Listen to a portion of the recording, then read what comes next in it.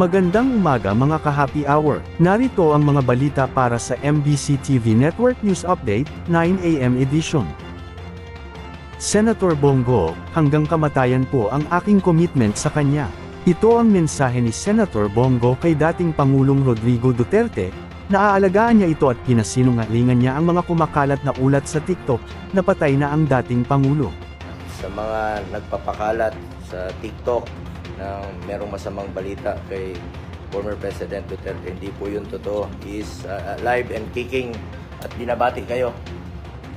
Mga kababayan ko, kumusta pa yung lahat? Ako po yung matanda. At hindi natin maiwasan yung balita na ngayon nagkasakit. Wala naman akong sakit at feeling ko hindi naman ako mamatay ngayon kagad. Nandito ako sa bahay, ito si Bong.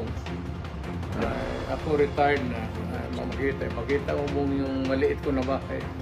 Kain lang niya. Housing lang ito. Housing ito ng... Batiin mo lang sila, yung mga Pilipino. Dito lang ako nagre-relax. At magbabati sa inyo ng magandang araw.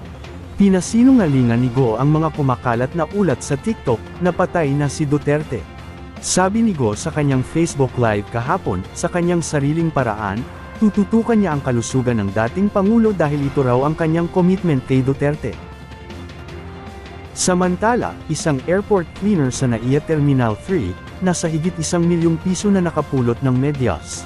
Isang airport cleaner ang nakapulot ng medyas na may lamang katumbas ng higit 1 milyong piso. Kahapon lang, nang makita ni Rosalinda Celero ang maruming medyas sa ilalim ng gang chair sa departure area. Laking gulat na lang ni All-in Rosalinda na puro dolyar ang laman ng medyas dahilan upang dalhin niya agad ito sa Lost and Found section sa NAIA Terminal 3. Nire-review na ngayon ang CCTV footage para matukoy kung sino ang nakaiwan nito. At yan ang mga balita para sa MBC TV Network News Update, 9 AM edition. Abangan ng mga susunod na balitaan mamaya, para sa 10 AM edition.